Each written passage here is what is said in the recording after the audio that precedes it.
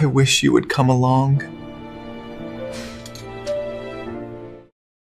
I swore I'd never go up to Suite 230 again.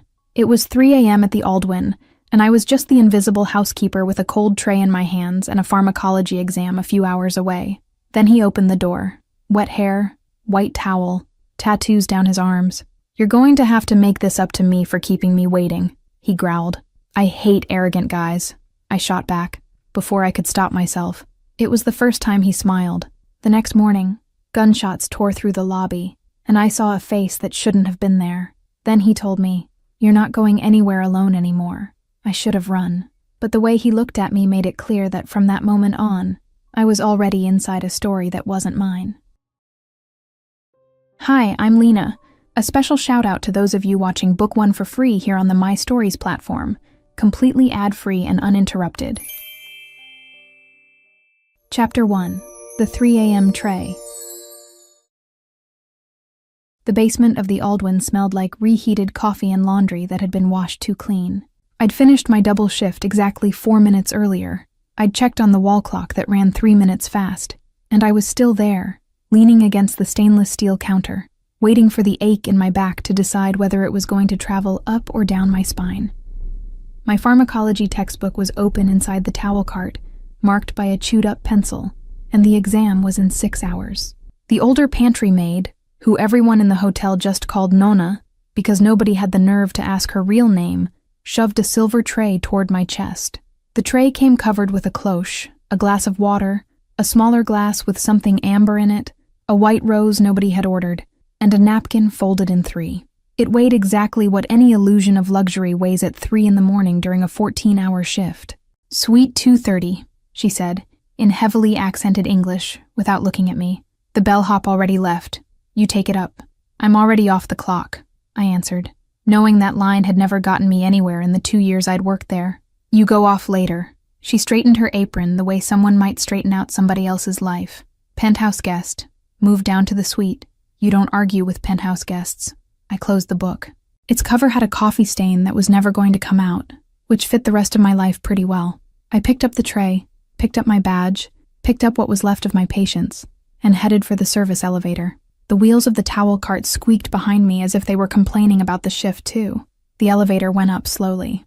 I checked my reflection in the brushed steel of the door, checked that my hair was pinned, checked whether the tea stain on my uniform collar was more or less hidden, and gave up caring somewhere around the second floor.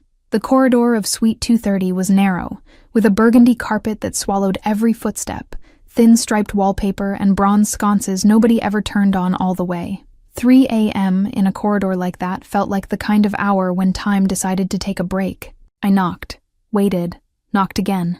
The tray started to feel heavier in my hands. The door opened on the third knock, and I, who'd mentally rehearsed the polite go-to phrase, forgot every word of English I knew. He was wearing nothing but a white towel wrapped around his waist. His dark hair was dripping onto the carpet. He had tattoos running down his arms, climbing over his shoulders, crossing his chest, and a thin, old scar cutting across the left side of his chest, like someone had ripped the man in half and stitched him back together carelessly. His eyes were a gray that didn't go with hotel guest. It went with the kind of decision people make in the dark about big things. He looked me up and down, slowly, from the badge to the black shoe, from the black shoe back up to my mouth. It wasn't the look of a hungry man.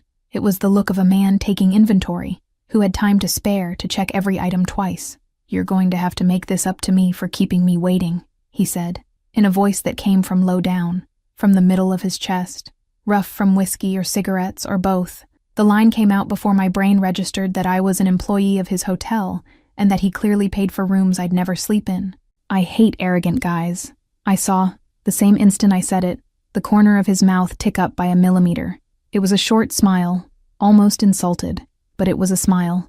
I would have bet my pharmacology exam that man hadn't smiled in months, maybe years, and that he'd been caught off guard by his own mouth muscle. "Yeah," he said, like someone confirming a theory. "I can tell." He didn't move from the doorframe. He stayed there, leaning sideways, one arm braced against the dark wood, the towel held at his waist by a knot that seemed determined to stay in place without any help. I gripped the tray harder. I stayed standing in the corridor, with the burgundy carpet swallowing any possible retreat, and tried to remember how a normal person delivers room service. "Where would you like it, sir?" I asked. Right here is fine. He reached out and took the tray from me the way you take a glass away from a child. Was the delay you or the kitchen? The kitchen, I lied, because the delay had been both, and I didn't have the patience to split blame at 3 a.m. Good lie, he answered. The next one will come out better. It was meant to sound like a threat. It came out like an observation. I stayed quiet because anything that came out of there would make my situation worse and his better, and I was already at enough of a disadvantage given the difference in clothing on each of our bodies. He set the tray on the entryway table without leaving the door frame. He kept watching me. Holloway, he said, reading the badge as if pronouncing a foreign word. First name or last? Last. And the first? Not on the badge. He tilted his head half a degree. The gray of his eyes had something still inside it, something that moved slowly, and I didn't want to identify what it was. He filed away my last name the way men who live in heavy worlds file away names, like someone putting a gun in a bedroom drawer, without warning, without sound, and without any promise of not using it. Good night, Holloway. Good morning, I corrected, and turned around. I swore, the second I took my first step back down the corridor, that I'd never come up to that floor again. I swore it on my mother, who'd been buried for 3 years and didn't deserve a vow that big. I swore it on the pharmacology exam.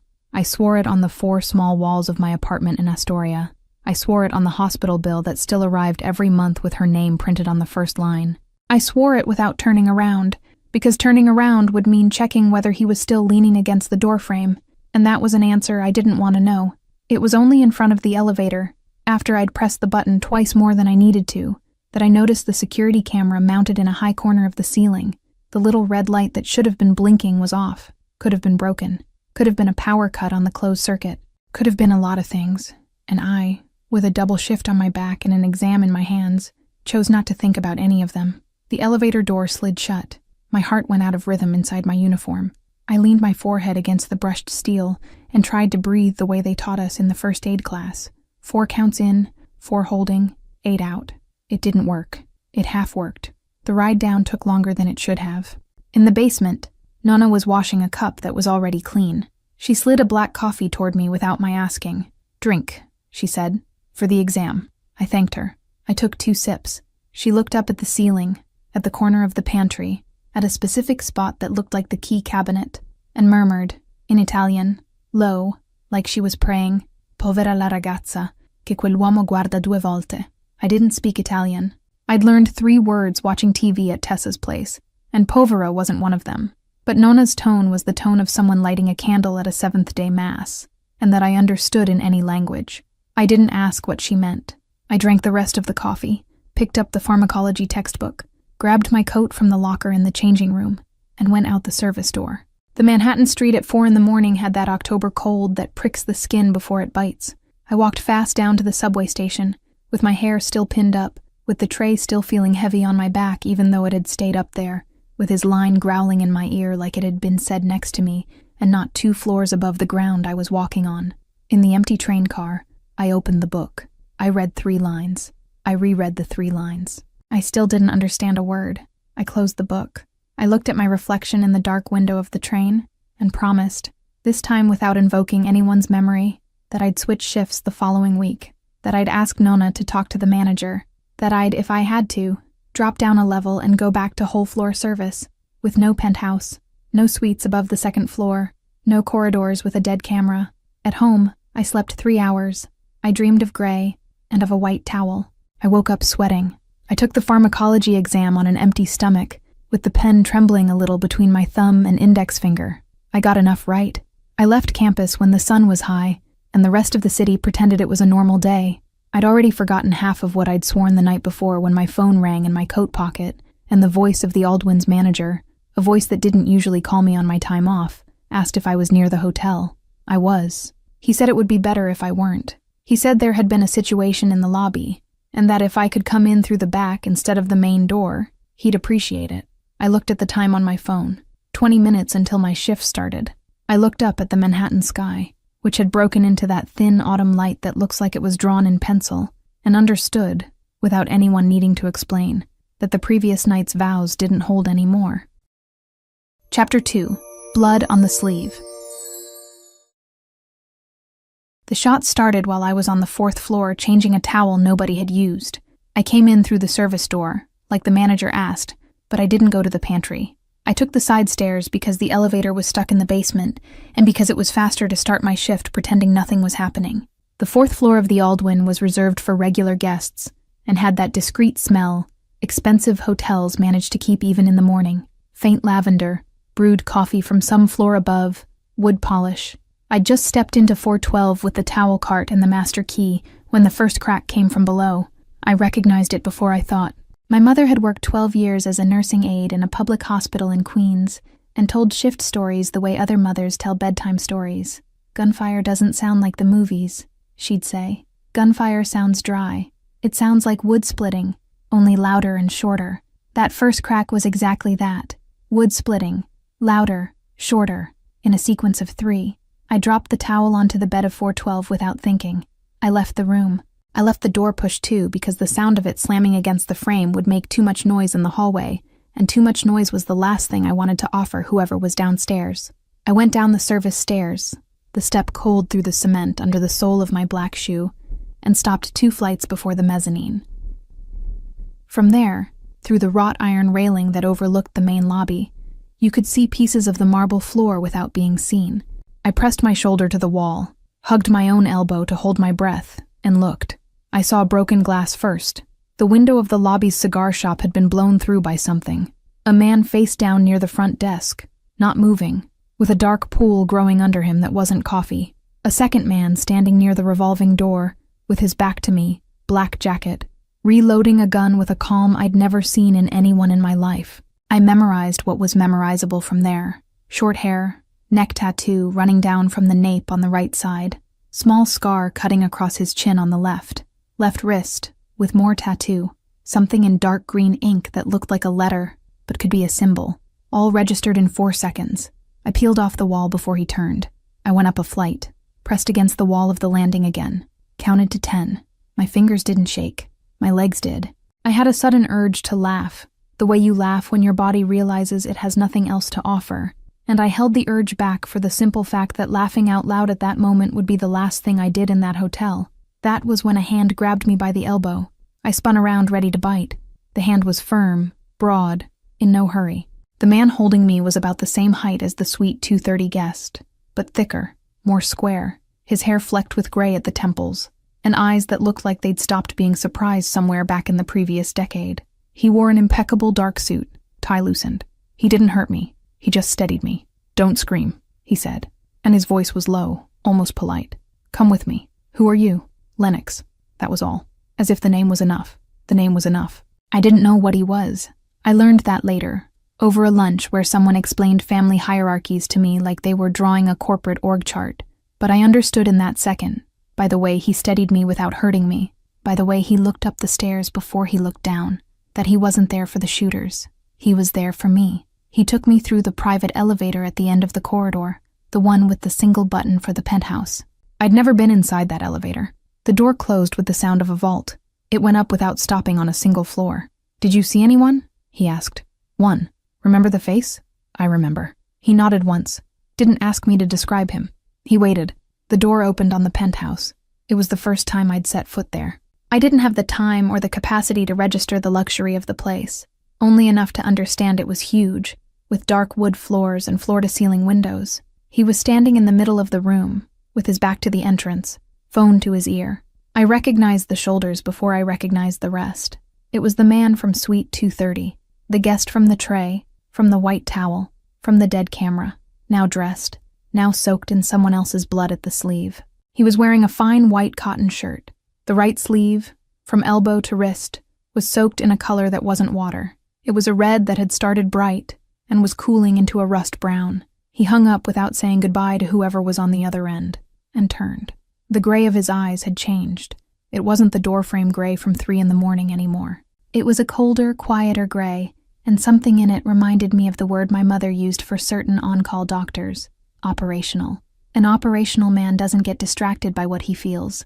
As of that morning, I knew what an operational man was. "Holloway," he said, as if we'd had plans to meet. "Suite 230, I answered, like an idiot, because that was what I had to say. Lennox spoke from behind me, low, in the tray man's direction. "Don Marchetti, she's all right, not hurt. Cassian."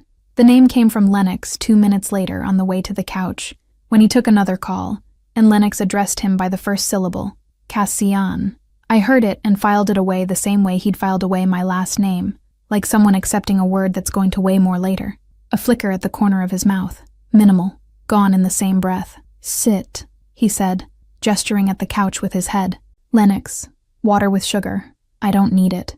You need it. He came closer. He stood in front of me at my level because I was still standing. The wet sleeve dripped a single drop onto the wood floor. He didn't look at the stain. Did you see? I saw a man reloading near the revolving door, I said, and my voice came out steadier than expected. Short hair, around 30, maybe 35. Tattoo running from the nape down the neck, right side, dark green. Scar on the chin, left side, vertical, about 2 centimeters. Left wrist with a tattoo that looked like a letter. Black jacket, dark shoes. I didn't see his whole face. Bad angle. He looked at me in silence for 2 long seconds. It was the first time in my life I'd felt scanned like a hospital chart. Cassian wasn't admiring me. He was checking. You grew up around a hospital, he said, slowly. My mother worked at one. How do you know? You described the way a nurse describes a patient. I didn't answer. It wasn't a question. Lennox came back with the glass of sugar water and a folded blanket. Behind him, a third man came into the room. Younger, leaner, around 30, dark hair combed back, eyes that were good-looking in a quiet way that wasn't trying anything. He handed me the blanket without a word. Cassian made a brief gesture and introduced him from across the room. Thane, he's going to be your driver from today on. Thane nodded. He put the glass in my hand, settled the blanket on my shoulder, and said, low, in the tone of someone giving a technical instruction. Sugar, for shock, not as hard as it sounds. I laughed. Once. Alone. I don't know why. It was the kind of laugh that happens when the body needs to release 2 grams of pressure before it explodes. Thane didn't take offense. He stepped back to the wall and stayed put, alert, in the way of someone who'd learned to occupy space without occupying it. Cassian moved a step away, looked at Lennox, came back to me. The sleeve was still wet, but it was starting to dry at the edges now, forming that half-blackened crust other people's blood always forms when time passes. I didn't ask whose it was. I knew it wasn't his. His movements were whole, no hitch, no pressure at his side. People who lose blood like that walk differently. Cassian was walking the way he always did. From here on out, he said, slowly, like someone making an announcement that had already been thought through 3 times. You are the personal housekeeper of this penthouse. You'll sleep in one of the guest rooms on this floor. You don't leave the hotel without Thane. You don't pick up a shift on any other floor. When you need to go to school, you leave through the basement, in Thane's car, and you come back through the basement. No exceptions. I drank the sugar water all at once, set the glass on the side table, stood up. Are you protecting me, or are you holding me? Cassian looked at me. For the first time that morning, something in his expression slipped a hair's breadth into a fissure I couldn't name. Ask me again in a month, he answered. I'm not going to have another month if I leave here, am I? I asked, more to myself than to him. The man I saw, did he see me too? No. You know that? I know, Cassian said, and it was the first time that day his voice had dropped. But what he came to do wasn't finished. The next time he comes, it'll be done, and anybody in his way gets put on the bill. I didn't cry. I'd already cried everything I had to cry 3 years earlier, in a small hospital room in Astoria, holding a hand that was going cold without reading any manual. I did the math fast. Cold apartment, street, school at 7, lobby with broken glass. 2 options, one of them with no way back. Okay, I said. Cassian tilted his head half a degree, the way he'd tilted it at 3 in the morning when he asked my name. Okay, he repeated, and I don't know whether he was confirming my agreement or making a note of it. It was in that second that I noticed, for the first time, the ring on his left pinky. Matte gold, no shine, thick. The kind of ring an ordinary man doesn't wear. The kind of ring that shows up in old family photos and gets passed from father to son with instructions nobody ever writes down. I didn't know the right name for it yet. I knew enough to understand that I'd just become the property of a man who didn't belong to a world where things belong to themselves. Lennox said something in Italian to Cassian. Low. Cassian answered with 2 words in the same language. Lennox went out the penthouse door.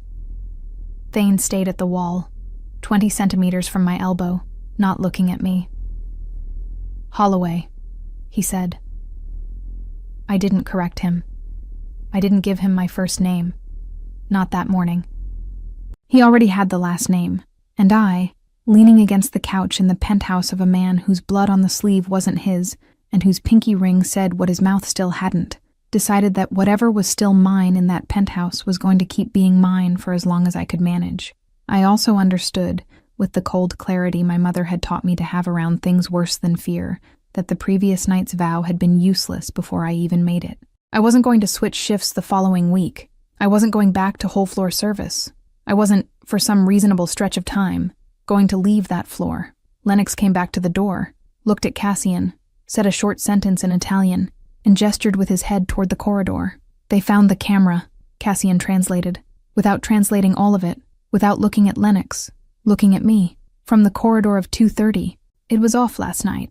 The information landed heavy. The night before, at the foot of the elevator, I'd seen the little red light off, and I'd decided not to think. I looked at Cassian, and Cassian looked at me, and for the first time that morning, two of my thoughts crossed each other like lines on a map. The man who'd opened the door at 3 a.m. was the man who knew, before anyone else did, that the camera was off, and the man who'd turned it off, whoever he was, must have been by then on a list Cassian had started writing in his head before the lobby was even hit. "You knew," I said quietly. "I suspected," he answered. "Suspected what?" Cassian looked at the dried sleeve on his own arm, then at me. He didn't answer. Down in the lobby, there was still glass on the floor, a dead man near the front desk, a shooter with a scar on his chin loose somewhere in Manhattan, on top of the entry table in the penthouse, inside a small crystal vase, a white rose, the same one from the sweet 230 tray that he'd brought up the day he transferred to the penthouse, was starting to lose its first petal. I tightened the blanket on my shoulder. I sat down, not because he told me to, because I, for the first time in 23 years, didn't know where to go. Chapter 3. Sharp Line. 12 days in the penthouse taught me that luxury has its own smell. It isn't the expensive soap, or the flowers that came on Wednesdays in a white box with no card. It was the smell of a house where nobody has to rush. Still air, warm, with the taste of coffee somebody had brewed without hurrying. I'd grown up with hurry hung around my neck like a badge. That morning silence, with the city below me crumpled with horns, was the most foreign thing I'd ever breathed. I was still the floor's housekeeper, or that was what I told myself when I put on the uniform. Only, instead of circling the 2nd, 3rd, and 4th floors, now I orbited a single suite, the whole penthouse, a small guest bedroom set aside for me, with a view of the brick wall of the building next door. The irony was my bed. It was the first time in my life I'd had a roof that didn't leak, and it was the roof of an arrogant guest. In those first 12 days I learned 3 things: that his name was Cassian Marchetti, that the surname was never said out loud on the floor. Lennox said sir, Thane said him, the pantry maid who came up on Tuesdays said nothing, and that the matte gold ring on his left pinky had a name of its own, the Don's ring. That was how Lennox referred to it when he thought I wasn't listening. Don, I'd find out from a book of Italian history at the school library, was the absolute boss. Not captain, not soldier, boss. That was what was on the pinky of the arrogant guest I was serving coffee to every morning. The first 3 days were silence. I did the work, he read the paper. We'd cross paths in the penthouse corridor like 2 tenants splitting rent without an agreement. On the 4th day he pushed the sugar bowl toward me without my asking. On the 6th, he laughed at something I said, short, through the nose, but a laugh. On the 8th, I caught myself going down to the kitchen 5 minutes before my time, because he had coffee at 7, and I wanted to see if he'd have it again. He did. By the 10th, I was already arguing with him about the right way to cook eggs. By the 12th, I was already calling it, low and to myself, a routine. Every morning he'd needle me. Every morning I'd needle back. The ritual was as punctual as the New York Times delivery at the service door. He'd appear fresh out of the shower, his white shirt unbuttoned at the top, and ask whether I'd slept well, or whether my conscience was still making noise at night. I'd say my conscience was just fine, thank you, and that his ought to be down at the docks rooting for the rats. He'd laugh on the inside. The only evidence was the corner of his mouth tipping up 0.5 centimeter and going back where it came from. "Do you always talk with your mouth full of coffee?" he asked on the 4th morning, leaning in the kitchen doorway. "I always talk with my mouth full of whatever's there," I answered, setting the cup in the sink. "Today it's coffee. Yesterday it was patience. Tomorrow I'm offering poison. Poison's expensive. I'll deduct it from the next towel." Cassian propped his shoulder against the doorframe and looked at me the way he did when he was deciding something important on the inside.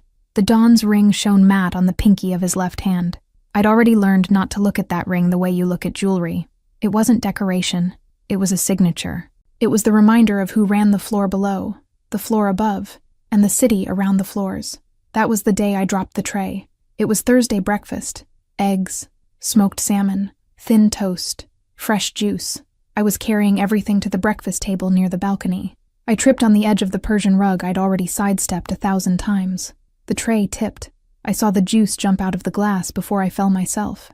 I didn't actually fall. His hand came fast, firm, at my waist. The other pinned the tray against his own chest before it could go over. I was suspended between the rug and his body, with my heart beating in 3 places at once, and the Dawn's ring pressing slowly into the rib on my right side. He didn't let me go right away. I didn't let go either. "Do you usually fall on top of armed men?" he asked, too close to my ear. "I usually fall on top of whatever's there," I answered, and my voice came out lower than I wanted. His breath touched my temple. His hair was still damp from the shower. I could count the stitches of my internal suturing, the wanting to stay, the obligation to step back, the embarrassment of having noticed his skin smell so quickly. It was 3 seconds, Max. It was 3 seconds too long. Cassian set me upright, returned me to the rug like someone returning a borrowed glass. He picked up the tray with both hands and set it on the table. He didn't comment.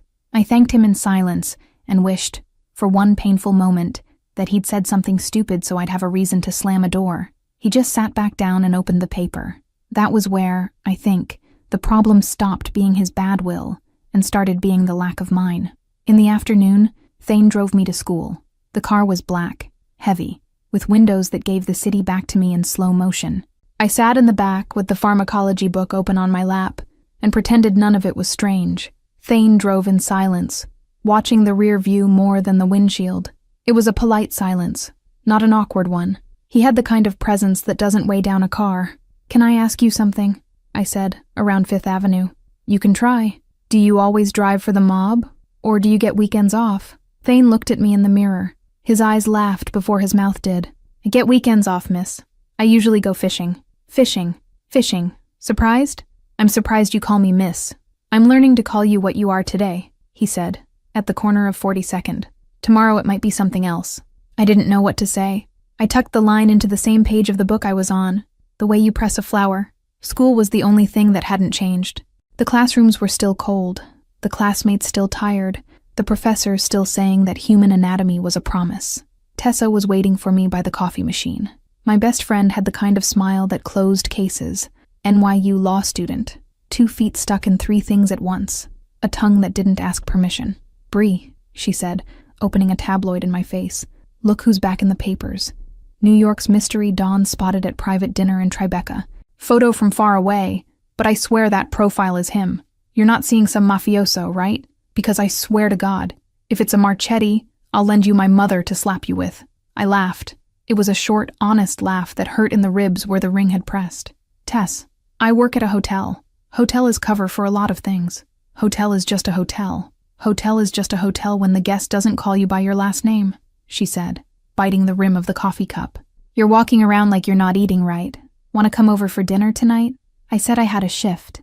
It was a clean lie. The shift was the new name for my fear. Astrid showed up in the hallway right after. Small eyes, big attention. My classmate had that natural-born nurse way about her. She could feel things from far off. "Bree, you missed 2 days of practical. I'm covering shifts." More lying. "You're thin." "I'm well-behaved," I answered, and she laughed without meaning it. "Call me if you need anything." I said I would. I wasn't going to. She knew. I got back to the penthouse at the end of the afternoon. The sky was the color of wet lead, with that anticipated taste of fall that New York does so well. Cassian was in the living room, jacket off, reading a bound report. He raised his eyes when I came in and went back to the page. That was his greeting. I'd already learned. Lennox came in minutes later. The capo never asked for permission. He was 38 years old and had the same dry elegance of a man who'd already buried more people than he'd met. He spoke to Cassian in Italian in front of me, thinking I didn't understand. I didn't understand all of it. I understood enough. "She isn't safe for you." The words non secura and per te stuck out from the sentence like nails. Cassian answered without looking at me. "I know. They went on in Italian for another minute. I stood in the corner of the room, pretending to tidy up the coffee table. My hands felt dislocated. Lennox left without saying goodbye. Cassian closed the report, rested it on his knee, and finally looked at me. "You need anything?" he asked. "No," I said. "Do you?" "Quiet. You've got the whole floor for that." He laughed. It was almost nothing, the corner of his mouth tipping up that half-centimeter again. I went to my room and closed the door carefully, like closing a book on a beautiful paragraph. That night, he came out onto the balcony with 2 glasses of whiskey. I'd gone out for some air, to pretend that taking some air was still something I did alone. The city was lit up red and yellow, that Manhattan hum that doubles as a blanket on a cold night. Cassian held one of the glasses out to me. I took it. "Why do you still argue with me?" he asked, leaning against the parapet. "Because it's the only thing in this house that still belongs to me," I answered. He turned the whiskey slowly, looked at me sideways. He didn't answer. In that absence of an answer, I understood he'd received the line as if it were a document. "Do you speak Italian?" he asked a little later. "I speak enough to know when people are talking about me. Lennox is going to hear about that tomorrow. I don't want him to hear about it. I want you to answer me. The question hasn't been asked yet. It's been being asked for 3 hours, I said. Am I dangerous to you? Cassian rolled the glass between his fingers. The dawn's ring caught the reflection of the lights from the building across the street. He took long enough for the city to take one whole breath. You're the only dangerous thing in this house, he said. It wasn't flattery. It wasn't a confession. It was a report, the same way he read the one in his lap. I drained the whiskey and coughed lightly. He didn't comment. Can I ask another? You can. Do you read my last name somewhere before I bring it up again? His head tilted a millimeter. It wasn't denial. It was calculation. It was the half-step head start of someone who'd already received the question before he heard it. Holloway, he said, pronouncing it slowly, as if testing the sound in the dark. It's a hard last name. But you read it once, and you don't forget it. I'd come into the penthouse that morning thinking his problem was arrogance. I was leaving the balcony with the clear impression that the problem was memory. That night, I went to get the cleaning rag in the suite's office. The door was just pushed to. I never went in without knocking. I knocked. No answer. I pushed. His desk was open, computer on, leather folder beside it, papers on top, and a larger folder, brown, with the corner of a sheet sticking out. In capital letters, on the right-hand side, 3 words written by hand. Holloway, file open. I didn't touch. I'm a lot of things, but I'm not an idiot. The dawn's ring was on the corner of the desk, next to a lighter and a cold cup. I stood at the door for 2 seconds. 3, 4. Looking for something? His voice came from the corridor behind me. Calm. No edge. No hurry. I turned slowly, with the rag in my hand, and faked a smile of someone caught doing a chore. Cleaning rag, I said. It's in the kitchen. The maid leaves it next to the sink. I got mixed up. You got mixed up, he repeated, and walked over to the desk. He closed the folder with the same calm with which he'd spoken. Not fast, just exact. Brianna. Yes, I'll answer whatever you need to ask. I didn't ask anything, I said. Exactly, he answered.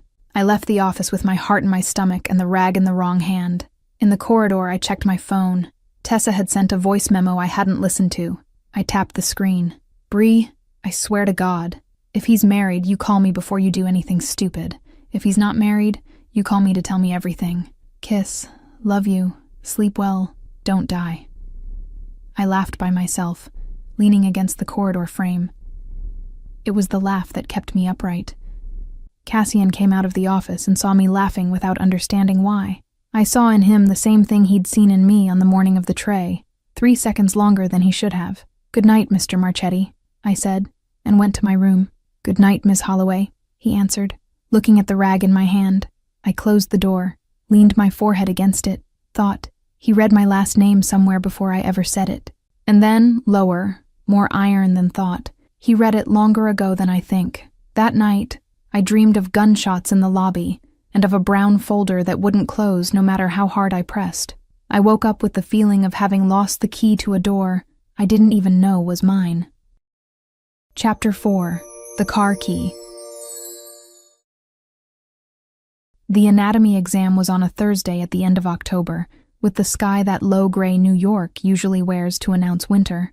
I came out of the room with my notebook clutched to my chest, and the good kind of tired you get when you've answered everything. 2 more right, and it was a perfect score. I was already calculating dinner, maybe soup, maybe the sandwich from the bakery on the corner, when I saw that Thane's car wasn't in our usual spot. I checked the time. 7 minutes late. Thane was never late. Thane seemed to have his pulse wired straight to the ignition.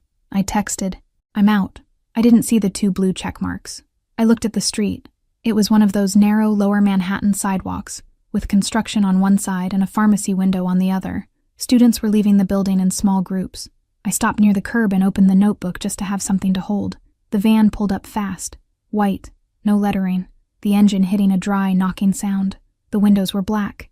The side door slid open before the vehicle actually stopped. 2 men got out in 3 strides. One came at me from the front, the other from the side. I didn't think the word kidnapping. I thought of Mom, of hospital, of blood, of everything I'd already survived. The body answered before the reasoning did. The first man's hand grabbed my left arm. I let my hand dropped the notebook on purpose. The notebook slid. The key to Thane's car that I had in my front pocket fell with it. I picked the key back up with my right hand and bit the man's wrist near the palm. He let out a curse that came in 3 languages at once. "Brianna!" somebody yelled behind me from the school building. Astrid, maybe. I didn't have time to turn. The second man yanked me by the waist. I jammed the car key in with the tip turned out. Thane used a thick metal key ring, and I knew where the tip was sharp. I aimed for his neck. It caught the side, below the ear, with a force that surprised even me. He growled and let me go for half a second. That was the second I needed. I tossed the phone to one side, under a parked car, leaving the screen lit. Trail, I thought. The way you think in hospitals when you think corridor. Leave a trail, I screamed. I screamed the way only people who grew up in old buildings with thin walls learn to scream. I screamed Thane's name because that was the name that came first, and I screamed police after because that was what came second. The 2 men pinned me by the arms. I kicked the shin of the one to my left with my ankle. I spat in the face of the one to my right. Students started running the other way. Somebody was filming from the 2nd floor. I saw the red light of the phone reflected in the window. The black SUV came around the corner with the tire singing. I recognized it before I saw it. Lennox got out from the passenger side with his gun already raised. Thane came from the driver's seat, blood at his temple. Somebody had distracted him, and the distraction had cost him. The shootout that followed, I heard more than I saw. I dropped knee first to the sidewalk, pressed my ear to the asphalt, and covered myself with my arm. 2 cracks to the left, 3 to the right, the sound of the van's window shattering, somebody running toward the end of the street. When I lifted my head, one of the men was on the ground, with his leg bent at the wrong angle, alive. The other had vanished. Lennox was checking the breathing of the one who stayed and saying "alive" to Thane with his chin, like he was giving a dog a command. "Miss," Thane said, kneeling down near me, blood running down to his chin. "You in one piece?" "I am," I said. "I think I am." "Count your fingers." I counted. 10. My voice came out steady. I didn't know where the steadiness came from.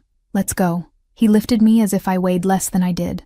Lennox picked up Thane's key that had rolled across the asphalt, the key with the henchman's blood still on the tip, without a word, and put it in his suit pocket. We got into the SUV. The door slammed. The engine roared. All of Manhattan went past outside like a movie in slow motion. And instead of crying, I wanted to laugh. It was a sick urge to laugh. I swallowed it. "The name is Dorian Vianello," Lennox said from the front seat, talking to Cassian on the phone. "Brianna's all right." I heard the silence on the other end. It was louder than any voice would have been. The penthouse received me like a house that had been waiting up for me. Cassian was standing in the entryway. No jacket, sleeves rolled to the elbow. He looked at my purple wrist where the first man had grabbed, then at my scraped knee, then at my face. He didn't speak. He took my right hand, turned the palm up, looked at the fine cut the key had opened on the edge of my thumb. "You still have all your fingers?" he asked finally. "I do," I said. He let the air out through his nose. It was the closest thing to trembling I'd ever seen in him. Lennox came in behind us with the car key in his hand. Thane's, with the henchman's blood. Cassian looked at the key for 2 seconds, took it, and set it on top of the entryway table, next to a ceramic vase that cost more than my rent. He didn't clean it. It stayed there, the blood darkening at the edge, like a porcelain trophy. I looked without touching. "Come," he said, and led me to the balcony. The night had that fine end-of-October cold. The snow hadn't started yet, but the air carried the warning. Cassian stopped near the parapet, his arm grazing mine lightly. No fit, no weight. His shoulders were different, Straighter, maybe. Or just more tired. I wanted to yell at you, he said. Go ahead and yell. I won't. Why not? Because you did everything right, he said, and his voice came out so low it sounded like another person speaking. You screamed. You dropped the phone. You used the key. He stopped. He didn't finish. I looked at him from the side. His profile was cut against the orange light from the building across the street. Fine scar showing through the open collar. Firm jaw. Looking at the city like someone looking at an enemy who didn't show. His breath touched my cheek when he turned his face. I turned mine. We were too close. I saw the curve of his mouth in the dark. I felt the heat coming off his skin. I thought now, and I thought no, and I thought now again. Sir, Lennox said from the door, and I'd never hated a voice that much in my life. Vianello on the move. Tribunal called for tonight. Cassian didn't move for 3 seconds. Kept looking at my mouth. Then he stepped back, slowly, like someone unsticking a knife without making a sound. I'll go. To me, low. Will you wait? I'll wait. He went in. Put on the jacket. Got the gloves. Before he left, he stopped at the doorway, turned a millimeter back, and said, without looking at me, don't touch the key. I had no intention of touching it. The night on the balcony was the longest of my life up to that point. I sat in the wicker chair Rhea had brought up the week before, a chair that must have been hers by the design, and counted the hours by the sound of the elevators. Tessa sent a voice memo after she got the coded message I'd sent her. Exam went well. Lost my phone. That I was okay. Bree, I swear to God, next time, you're wearing a tracking bracelet like a dog. No, seriously, I'm gonna buy one. Pink, with a tag. No, I'm gonna buy 2. You put one on your ankle. I'm going to bed. Love you. You owe this to my mental health. I laughed. It was the second laugh of the day, the first since the shooting. The cold of the marble on the balcony went through my jeans into my scraped knee. I hadn't changed clothes. I couldn't. Cassian came back at 4:15. I knew the time because I was checking the clock in the entryway every 15 minutes, with that new habit of marking other people's time as if it were mine. He came in through the private door. He had his jacket over his arm, his white shirt clean on the outside and rumpled on the inside. The Tribunal of the 5 Families, I'd already learned the name, was the formal meeting of the 5 families of the New York Cosa Nostra, where disputes between dons were judged. That night, he'd broken an alliance in public. For me, I knew it. He knew it. Neither of us had to say. I'd already made coffee. The kitchen smelled like burnt toast, and a night that had lasted lifetimes. Cassian stopped at the doorframe, leaned his shoulder against it the same way he'd leaned the morning of the tray, and looked at me as if checking to see whether I was still the same person. Coffee? I said. Coffee, he answered. We sat, the corner of the table, at the counter, him with his cup in his hand, me with both hands around mine as if I were trying to warm more than my fingers. The car key with blood on it was still on top of the entryway table, visible from where I was sitting. I was pretending not to see it. Dorian was exiled, he said after a while. Exiled. He's not coming back. Cassian rotated the cup in the saucer. His family will smother it. They'll say he went to Italy to study. They'll take a photo of him in front of the Colosseum. He'll die of a heart attack 3 years from now on a road in Calabria. I stayed quiet. I didn't know what was an appropriate response to that kind of information. You should be afraid of me, he said, and this time he looked at me. Direct. No calculation. I ended a man today because he laid a hand on you. I'm not good, Brianna. I'm efficient. I looked at the steam rising from my cup. I am, I said. I am afraid. You should go, but not enough to leave. The line came out whole. No pause. The same way the first line in Suite 230 had come out. I hate arrogant guys. My most dangerous lines came out like that. Complete, in a single breath, without my head's permission. Cassian rested his hand on the table in the space between our cups. He didn't touch mine, but his hand stayed there, close, with the dawn's ring catching the kitchen's yellow light. Brianna, Cassian. It was the first time I'd called him by his first name out loud, to his face. He'd been saying mine since the morning of the kidnapping. I'd given up my first name that day, without quite knowing why, and he'd started using it like someone testing whether a word will hold weight. But I, in 3 weeks, had never given his back. Cassian I called Sir Marchetti, him when I was talking to Tessa on the phone. The given name I'd kept the way he kept a gun, without warning, without sound, without a promise of not using it. That night, under the kitchen's yellow light, I used it. His mouth opened 0.5 millimeter, then closed. It was the equivalent, in his language, to a man caving in. Go to sleep, he said low. You bled today. You did too. Not my blood. Other people's blood counts too. I answered. He laughed through his nose. Short. Real. He stood up, picked up my cup along with his and set them in the sink. Before he left the kitchen, he stopped at my shoulder, looked at my purple wrist, bent down for a second, and pressed his lips to the bruised skin with a gentleness I hadn't expected from any man. It wasn't a kiss on the mouth. It was a kiss of a promise. It was over fast, before I could close my fingers. "Good night, Holloway," he said in the doorway. "Good night, Marchetti," I answered. I went to my room. I took off the jeans with the scraped knee, and that was when the shaking started. Not in the hands, in the knees. That fine vibration of someone who'd had high adrenaline in the blood for too long. I sat on the edge of the bed. The hands trembled 2 minutes later, late, with the kind of tremble that makes the body remember it had been close to dying. I went to the bathroom and threw up the coffee I'd had on the balcony. I rinsed my mouth. I washed my face twice. I noticed in the mirror that the right side of my neck had a fine scratch I hadn't felt. One of the men's fingernails, maybe, or the corner of the van door. I went back to bed. I pulled the blanket up over my shoulders. I kept shaking for some stretch of time I couldn't measure. At some point, the shaking stopped, and the exhaustion climbed in to take its place. It was in that exhaustion that I looked at the penthouse ceiling for half an hour, with my wrist burning where his mouth had touched, and understood one very clear thing. The threat outside had been contained in a single night because a whole man had broken an alliance to do it, and I'd accepted. I, who had spent my life running from being the object of somebody else's gesture, had accepted the gesture without giving anything back. I fell asleep with my hand closed over my wrist, like someone keeping a customs stamp safe. Out there, on the entryway table, the car key with dried blood was waiting for the rest of the book. Chapter 5. The Needle and the Scar. I heard the private elevator stop 2 floors below where it should have. That was the kind of detail I'd learned to notice in the last 3 weeks living in the penthouse of the Aldwyn. Cassian went down to the basement when he came back hurt. It was his silent rule, a protocol built so that no employee in a white uniform would see the dawn of the Marchetti family with blood on his shirt. The elevator stopped on the 3rd floor. He came up the service stairs, came in through the back door of the kitchen, and Lennox went down later to wipe the trail he'd left behind. That night, 8 days after the kiss on my wrist and the 4:15 coffee, I was sitting at the kitchen counter with a pharmacology book open on the cold granite. The oven clock read 11:40. Outside, November had really started. The wind hit the balcony windows with that low growl only Manhattan wind has, coming off the East River, scraping steel towers. I heard the service door open. I didn't turn around. "You're 3 hours late.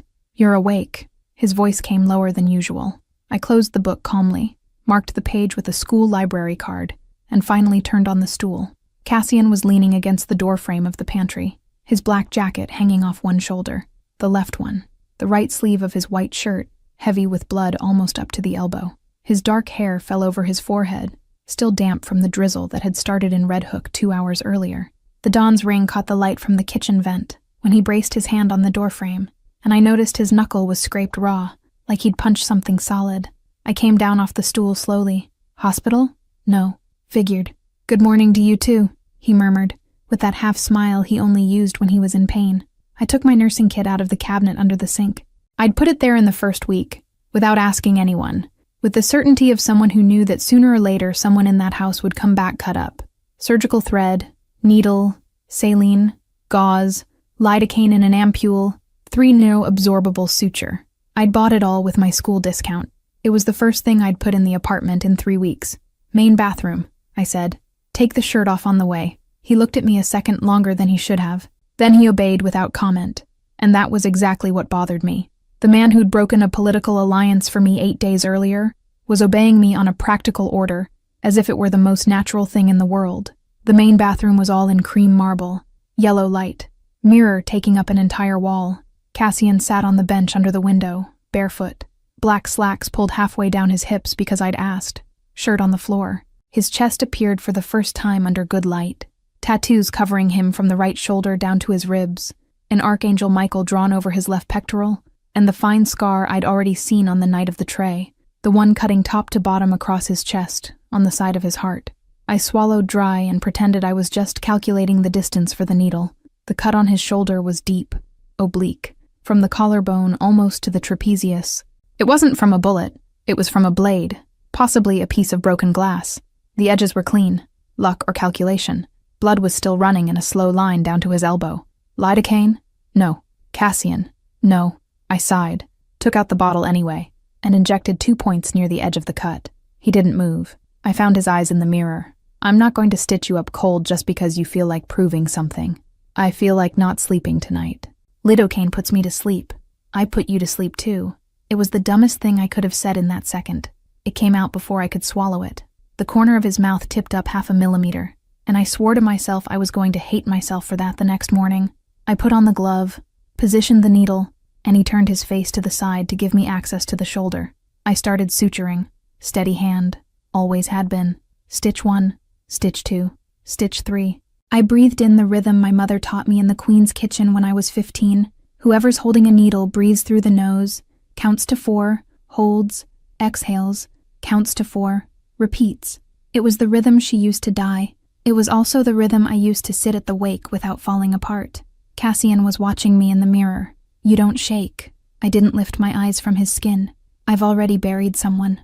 Blood isn't the worst. He stayed quiet. I made 2 more stitches before he spoke again, and when he did, his voice had dropped a whole tone. Who did you bury? My mother. 3 years ago. Pancreatic cancer. Stage 4. Found too late. She worked 30 years as a nursing aide in a public hospital in Queens, and she died in a shared ward because we didn't have health insurance. I got stuck with the bill. Holloway. It's just a fact. I cut the thread of the 4th stitch. 3 more to go. He raised his right hand slowly, and I thought he was going to touch my face. But the hand stopped in the air for a second, hesitated, and came down to his own chest. His fingers touched the fine scar that cut across his left pectoral. The St. Michael of the tattoo sat right on top. Mine, he said, is from 6 years ago. I stopped the needle. You don't have to tell me. I know I don't have to. He waited. I picked the suture back up, because it was the only thing my hands knew how to do at that moment. His name was Vittorio, Cassian said. My father. He was killed in an ambush leaving a restaurant on Mulberry Street. I got there 2 minutes later. The guys were already leaving. I caught one of them in the alley. The other 2 disappeared into the night. I took a kitchen knife to the chest before I killed the one who stayed behind. That's why the scar is on the side of the heart but not in it. The blade hit the rib. I made the 6th stitch without breathing. 2 minutes. He went on lower. If I'd left the house 2 minutes earlier, he'd be alive. I built an entire family around that math, Holloway. 6 years. Every decision I've made since that night has gone through that math. And tonight I got there late again. About something else. And I can't do that math alone anymore. I swallowed before making the 7th stitch. Cut the thread. Wiped the edge with gauze. I rested my forehead for a second on his good shoulder, on the other side of the cut, and he didn't move. He just closed his eyes. The hall phone rang. The high voice of Mr. Calloway, the manager of the Aldwyn, the man who had called me the trash in uniform 3 days after I was hired 2 years earlier, came through the wall of the penthouse as if he were in the next room. Cassian, sorry, but the housekeeper up there needs to come down. There's a staff meeting in the basement at 11:45 and Holloway is late again. And frankly, with all due respect, this informal arrangement isn't working for the operation of the hotel. Cassian opened his eyes. I saw, in the mirror, something very old wake up behind that gray of his. It wasn't anger. It was tiredness. He stood up off the bench slowly, wrapped a white cotton bathrobe around the freshly stitched shoulder without caring about staining the fabric, and walked out of the bathroom barefoot. I followed, not because of the phone, out of curiosity. From the mezzanine railing, you could see the service entrance below.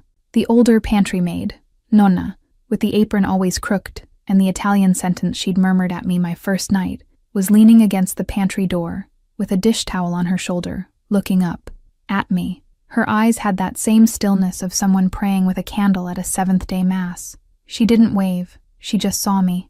I promised myself, right there, that I'd go down to talk to her before the end of the week, a duty I hadn't met in 3 weeks, and that I still owed. Cassian came down the inner staircase to the penthouse foyer, crossed the entryway, opened the main door, and went down the corridor of the permanent floor to the panoramic elevator. I stayed at the top of the mezzanine staircase, leaning on the railing, and watched the elevator go down with him inside it, white robe, bare feet, blood drying under the cloth. Mr. Calloway was at the front desk of the central lobby, with his gray uniform tight at the shoulders, holding the internal phone. He raised his head when he saw Cassian step out of the elevator. He went the color of wax. I heard everything from the mezzanine, because the lobby of the Aldwyn was a shaft of high ceilings and circular sound. "Mr. Marchetti," Calloway began. "I didn't know you were." "Miss Holloway," Cassian said in a low tone, the kind that cuts deeper than a yell, "is not coming down for a staff meeting today. Not tomorrow, not ever. Miss Holloway does not work for you." "But sir, the payroll." "Her payroll became mine 19 days ago. You received written notification from the hotel's legal office. My legal office, since the parent company that holds the Aldwyn has been mine since 2020.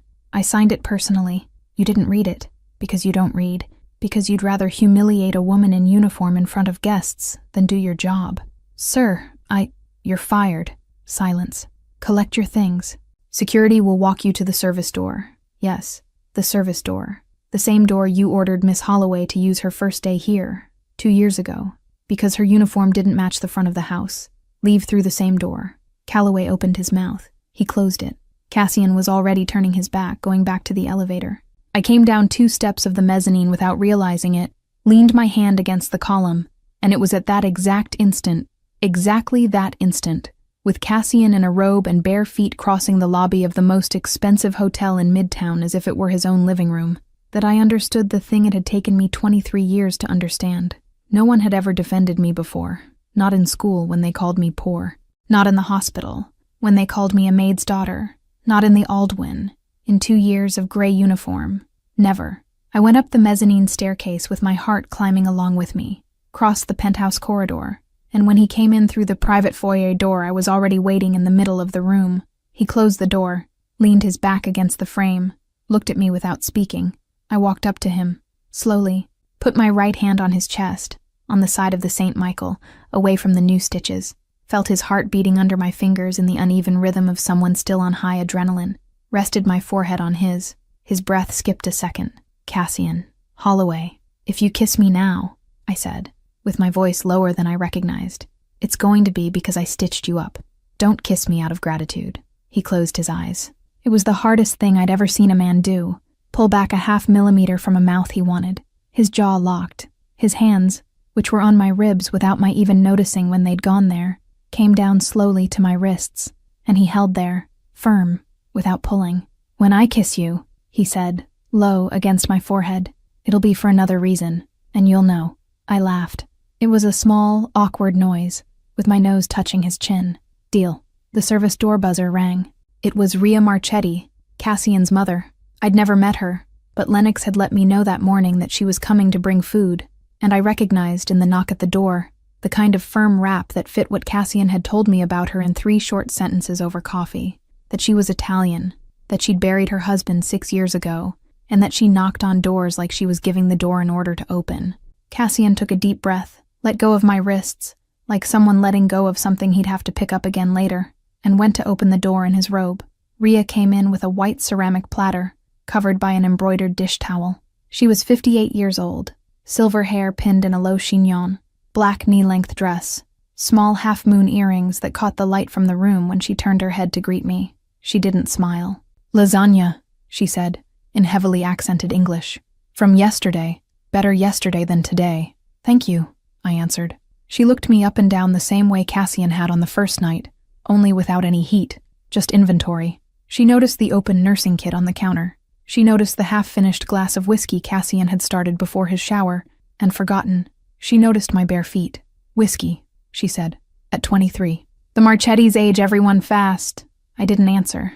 I gave a small smile. She nodded once, left a gray wool shawl on the back of the couch with the line, "Cold up here," murmured toward the wall, and left without looking back. Cassian closed the door behind her. I picked up the shawl.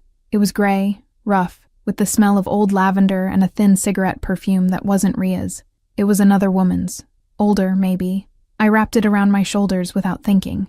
Cassian stood in the middle of the room, white robe, bandaged shoulder, looking at me. "You're sleeping out here on the couch," I said. "I'm not letting you lie on that shoulder tonight. Holloway, nurse's orders." No arguing. He didn't argue. He lay down on the couch.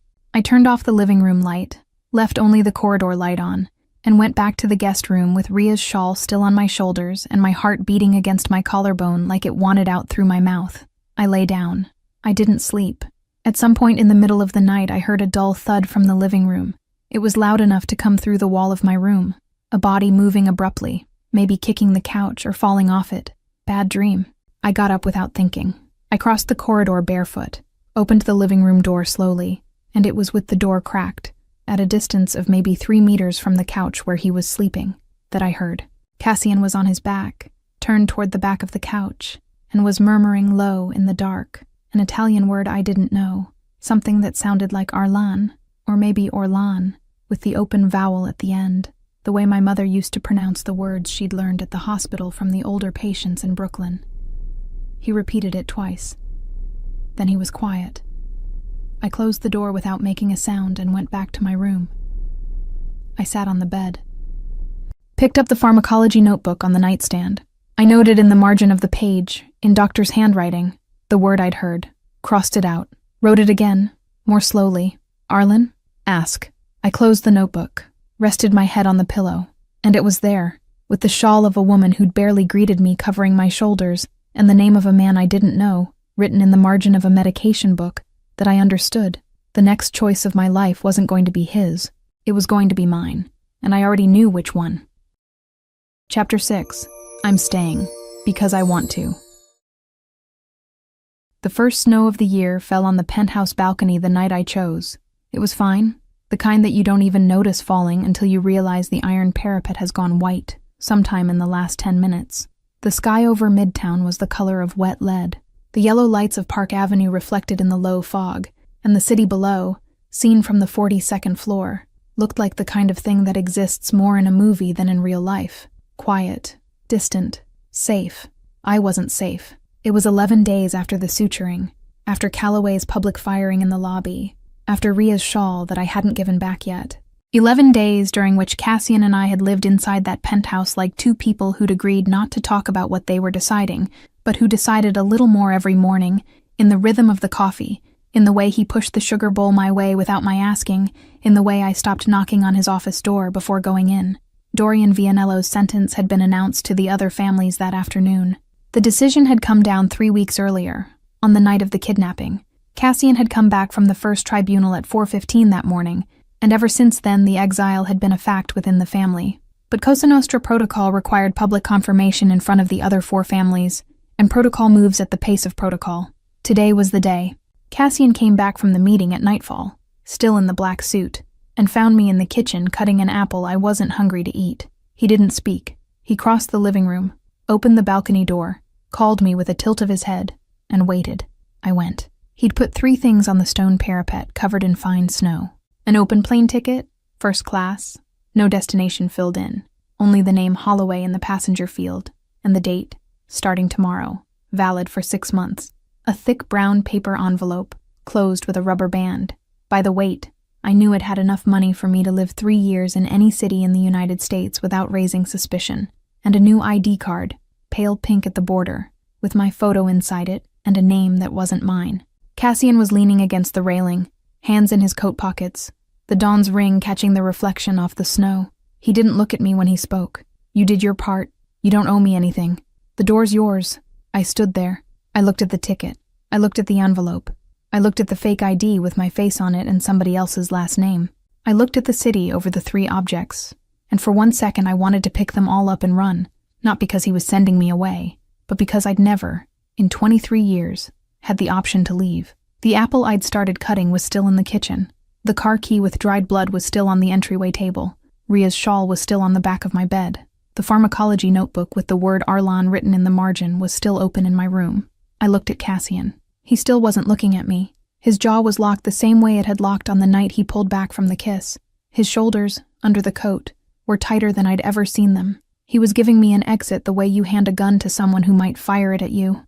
Cassian, don't ask now, he said, low, still looking at the city. Take it or leave it. No discussion. I took a deep breath. The snow was falling in my hair. Ria's shawl was on my shoulders, and I noticed the smell of old lavender had started to become mine without my asking permission. I thought of my mother in the casket of the shared ward. I thought of the apartment in Queens with the broken heating. I thought of Tessa laughing about a late birthday cake. I thought of myself at 23 on a balcony parapet in Midtown being treated, for the first time in my life, like a woman who had a choice. And then I picked up the ticket. Cassian didn't move, but his shoulders dropped a millimeter. I looked at the blank destination on the ticket. I looked at him. I tore it. It was slow. I started at the right edge, took it to the middle, turned the paper, tore again. It fell in 4 white pieces onto the snow on the parapet. The envelope I didn't touch. The fake ID I picked up with 2 fingers and pushed in his direction. "Hold on to it," I said.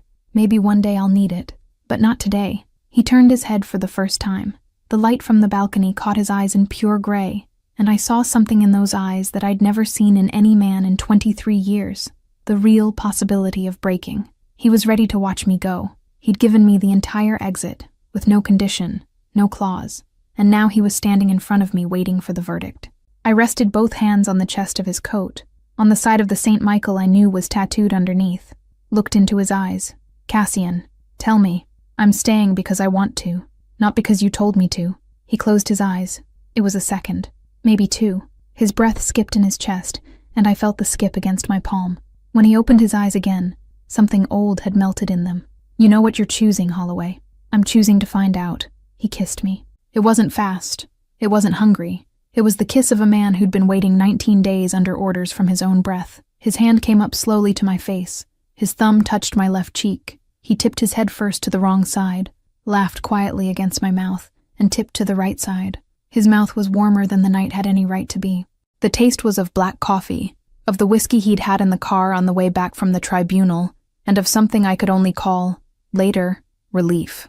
I ran my hands up his neck, into the dark hair still flecked with snow, and pulled. He laughed against my mouth again, and I felt that laugh come down through my chest, and stop somewhere under the ribs that hadn't laughed on the inside in 3 years. The balcony door was still open behind us. The cold came into the room. It didn't matter. Cassian held my face with both hands, rested his forehead on mine, and didn't say anything for a while. He just breathed. "Holloway, Brianna, Brianna," he repeated slowly, as if pronouncing it for the first time. "Come." I went. We crossed the living room slowly, no rush, hands tangled together. Ria's shawl fell on the corridor floor at some point. The bedroom light was low. The door closed behind us, and the city outside went on existing as if nothing were happening on the 42nd floor. He kissed me again in the bedroom, leaning against the door, slower now. His mouth went down my neck, stopped at my collarbone, came back. His hands found the hem of my white shirt, and stopped there, waiting. "Yes," I whispered, before he could ask. The shirt came up over my head. His shirt fell on the floor. The fine scar over his heart appeared again under the low light, and I put my mouth to it before anything else, without thinking, because it was the oldest thing about him, and I wanted it to know it had been seen. He shivered. His hand held the back of my neck with a firmness that was care, not possession, and even so it tasted of both. The bed received us slowly. His skin was warm despite the snow outside. His hands traced every centimeter as if learning a map meant to last. His mouth went down my collarbone, the curve of my chest, my stomach, and I arched against him with a low sound I didn't recognize as mine. My fingers found his hair, pulled. He laughed quietly against my skin and came back up. When we fit together, I heard his name in my own voice before I knew I'd said it. Cassian rested his forehead on my shoulder, took one deep breath, and stopped, waited, looked into my eyes. "With me," he said low. Slowly, I nodded, and it went. It was heat building, rhythm finding rhythm, firm hands at the waist, firm hands in the hair, breath mixing at the height of the neck, his name low and mine lower still, his skin damp on mine, the dawn's ring cold against my left rib like a mark I'd felt before without knowing what it was, and that was now a promise instead of a warning. At the end, it was a short word said against my ear, a longer sigh, the tremor of my body under his, and the silence after, that full silence that only exists when 2 people stop pretending at the same time that they weren't falling. He rested his forehead on my shoulder. His hand came down to my left wrist, the wrist that still had a trace of purple from the car key, and traced the bruise with his thumb, like someone making a promise in silence. "You stayed," he said, against my skin. "I stayed," I answered. I woke up the next morning with his white shirt fallen across my knee, the weak November sun coming in through the window, and his smell on the pillowcase. The snow on the balcony had melted. The city below was already awake. Life outside went on existing, and for the first time in 3 years I felt like I was part of it. Cassian was standing by the fireplace in the living room when I came out of the bedroom wrapped in his shirt. He was in black slacks, barefoot, the bandage on his shoulder taken off days earlier, only the pink line of the recent stitching where there had been cloth. He turned, opened his arms, and I went. In the kitchen, He made coffee. I cut the apple that was left from the night before. Tessa sent a photo of her late birthday cake with the line, "I love you, you ghost. I know you're alive because the news hasn't said anything. Kiss." And I laughed out loud at the kitchen counter of the Aldwyn penthouse for the first time in 3 years. Cassian, on the other side of the counter, stopped with the cup in midair and looked at me. It was the look of someone who had never heard that sound. And it was the look of someone who knew in that instant that he'd just won the only thing in his entire life that mattered. I looked at him over the phone, still laughing. He smiled, the second smile of his life in months, by my private count. He didn't speak. He pushed the coffee cup my way without my asking. I took the pharmacology notebook from the counter to write down a line I'd read before going to sleep. I opened to the page with the night before's bookmark, and the margin of the sheet had the word Arlen written in my doctor's handwriting. I looked at it for a second. I thought, one day I'll ask who he is. I closed the notebook, drank the coffee. Cassian said something low about the news. I laughed again. Tessa sent another voice memo, and the morning went on the way.